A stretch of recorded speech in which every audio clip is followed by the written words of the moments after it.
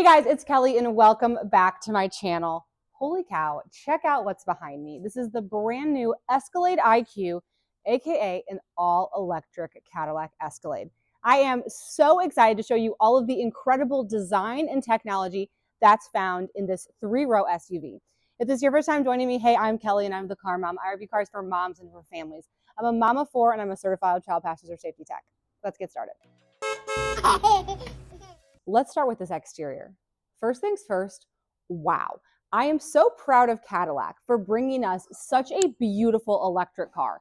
It has the Escalade nameplate, and I definitely see similarities between this and the ICE version. It doesn't totally feel like a whole new car, but it also feels kind of like a new car. I think they really kind of captured the balance of bringing something fresh, and if I'm being honest, I think this thing right here is going to convince people to go EV for the first time. Now, along with bringing us an insane exterior, they have also brought us a lot of range and a lot of power. You're talking over 600 horsepower and up to 460 miles of range. Okay, I just want to give you a shot of the overall size of this car. This is a big car. The standard wheelbase Escalade, the ICE version, is 120 inches. This one is actually 132 inches, and the Escalade IQL, the extended version of this car, is one of the largest cars that has ever been made. It has a long wheelbase, but I don't want you to think that long wheelbase means more room. We're going to dive into all three rows, and I think you're going to be surprised. Now, before we get into the interior, let's take a look at the Frunk. EVs are kind of known for their Frunks, but they are not all created equal. Some cars will literally only hold the charger. Some cars will actually provide storage. And I'm happy to see that the Escalade IQ does have storage. Plus, I love that you have this tray that you can pull out with a cargo net to make it easier to load things. You know, we're here, right? So let's grab a stroller. We're just going to grab this compact Joy.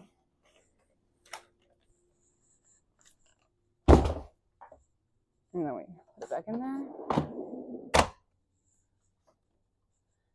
The only thing we've kind of found is you kind of do have to, we can't figure out how to close this. All you have to do is get it started though, and then it'll close all the way. And the stroller fits too. Now this is a cool feature, okay?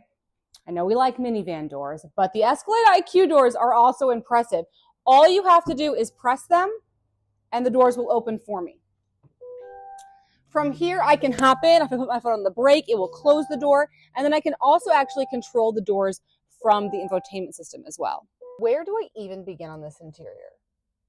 Escalade has always really just had the best interior, and they have truthfully outdone themselves. I am so impressed. Oh my gosh, there's a middle head restraint back there too. That's good. There's a middle head restraint. Oh. They don't have that in the ICE versions. They didn't add that for 25. That's insane. Okay, let's focus. Let's start with the screens. Okay, now there is a lot to look at here, but I'm gonna tell you something. Things make sense. Whereas in the Navigator, if I compare this to the Navigator, which I just had last week, it was so much screen and my eyes didn't really know where to look. This makes a lot of sense. So we have a 55-inch curved display. This display is for my passenger. And what's so crazy is this passenger can watch YouTube, they can watch Hulu, they can do whatever they want on it. Even when I'm driving, because when I put it in drive, now that screen is completely black to me. I cannot see it from my angle. I literally told my sister, oh yeah, see, the screen doesn't work. I can't see anything. Now, when I put my park button back on, it pops back up. Now that passenger can either listen to their entertainment through the speakers or they can hook up headphones to that screen. I think that's genius. I also like that we have a heads-up display. I do think it's strange that the Ford models, the Ford and the Lincolns, took away their heads-up display and instead just integrated everything down here. I like heads-up display. I think it's a very natural way for my eyes to, see my navigation, who's calling, my speed. One thing I will notice when I'm looking out on my hood, this is a high hood. It's all hood.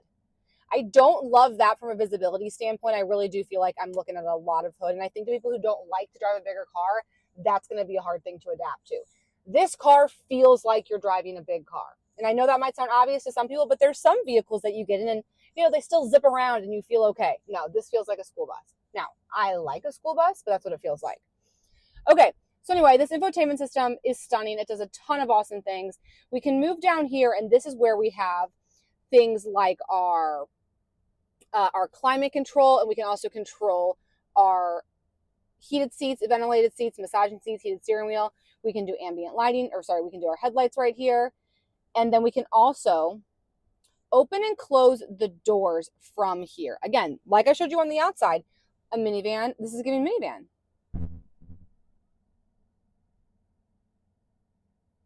And then you can close them from there too. I think that is a cool freaking feature. Okay, right here we've got some controls for infotainment, our volume button. We have 2 wireless chargers. Honestly, I haven't tried them yet, so verdict's out if I actually like them. 2 cup holders. Center console with our charging capabilities. Surprised there's not a cool box. I'm okay with it because that's not my favorite feature, but did I mention that this car is $170,000 that we're reviewing? That just like seems like a crazy thing not to have. There's a pass-through under here. We've got 2 more cup holders back here. Sorry, I'm taking you all over the place. And then we've also got our rear view camera. So, oh, it's got the Super Cruise, of course. A whole suite of safety features, everything you would expect. Wi-Fi hotspot, wireless Apple CarPlay, massaging seats. The thing has, I mean, it's an Escalade. It's an Escalade. So it has everything you would expect an Escalade to have. Let's get to the second row, though, and let's start finding out if this thing is car seat friendly. All right, welcome to the second row of the Escalade IQ. Now, this is not the most car seat friendly car I've ever gotten. It's actually crazy how much the technology is getting in the way of it being more car seat friendly. I want to take this car with a grain of salt, though, because I don't think this is really intended to be like, you know, the ultimate, like, you know, family hauler. Like I would never put all 4 of my kids in here. But if you have older kids and you just want a sassy car, or like when I have older kids, when I only have to carry around like 1 or 2 of them at a time, you will be finding me in something like this. I love this car. So I just want to preface that because now I'm going to kind of dog on the things that are not working here from a car seat perspective. Okay. So we have these screens, which I don't do for car seats. This is totally going to affect the installation. It's going to be annoying, but I also just don't love like, whatever. I don't like the whole idea of them, but they do have the screens. And I will say it feels very similar to the passenger screen, very user-friendly. You've got your built-in apps, super easy. Okay. Next shocking thing is there's no ceiling vents. Isn't that bizarre? There's ceiling vents in the third row, but the vents are down here. Now they're not quite as low as like they would be on the bottom of the center console. So I do still get some good air circulation, but I am surprised. I've got my 2 cup holders back here. We've got charging. I've got my climate control, dual wireless chargers, and we don't have storage here, but instead we have got little tables to ride on, which is pretty cool for the right person. Head clearance feels really good.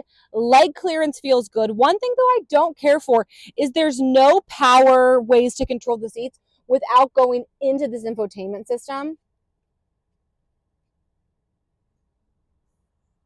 Sorry. I don't know how to do it. We did it that one time. Oh, position. Like, look at that. And then I have to go like this.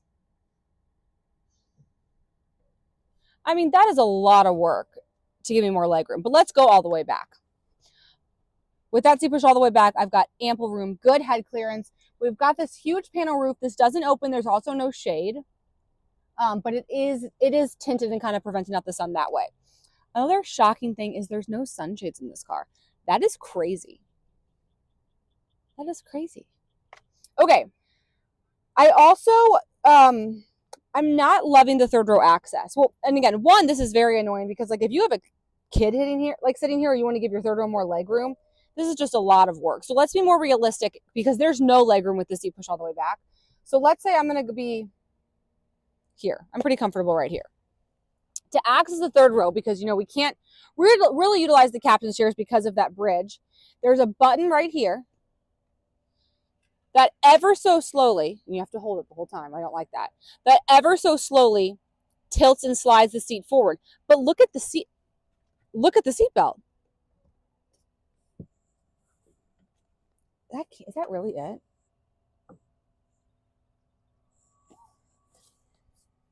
I mean, the third row is really tight, and it is so surprising because the Escalade third row isn't tight, and this is such a longer wheelbase than the Escalade. So, like, it's 12 inches longer than the Escalade, and I'm just over here being like, where? I mean, I know where. It's in the trunk and it's in the frunk, and like in the other rows. It's just, it's not in the third row. I'm pretty sure they removed the 12 inches from the third row because it does feel so tight and crammed back here.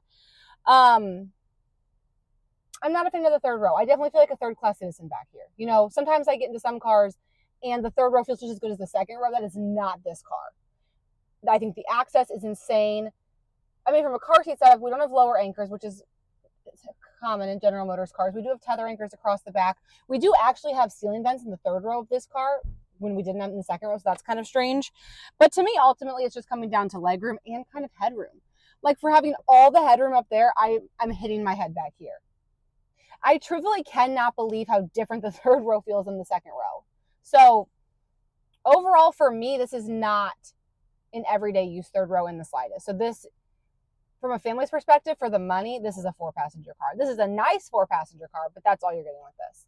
Okay, let's get into the trunk. I honestly have no, oh, okay. Yep, it was, I thought I just had to hit that button. Okay, trunk space with the third row up. It's a good size. It's actually a really good size. And when you take this and the front into account, you have some good storage here. Charging things down there. And then, of course, we can also fold these flat, which I would imagine we'd probably...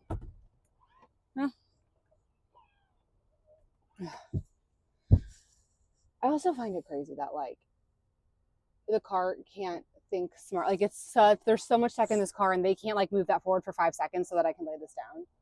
Like, they can't move the second row forward for, like, 2 seconds so that I can put that one down. My butt, you know what I have to do right now? Do you know what I have to do? I have to go into the second row, into that infotainment system, do at least 4 clicks, put that down, come back here and do this. I'm just saying. That user experience is not my favorite.